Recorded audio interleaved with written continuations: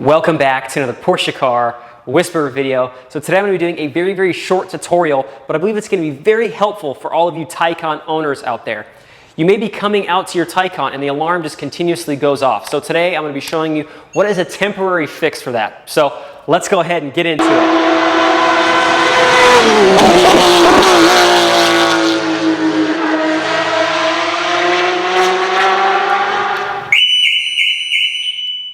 I don't know about you guys, but that is very annoying, especially when you and your neighbors are trying to sleep and your Taycan is just randomly making all this loud noise. So there's a temporary fix for this issue, and it's as easy as hitting the lock button twice on your key. And what this is doing is actually deactivating the interior monitoring system that is causing your alarm to go off here in the meantime. So Porsche doesn't have a long-term fix, but hopefully we'll be having one here in the near future. But this is just a quick fix that you guys can do if this is happening to you. So if you guys have any questions, please leave them down in the comments below, and we'll see you guys in the next one. Thanks for watching.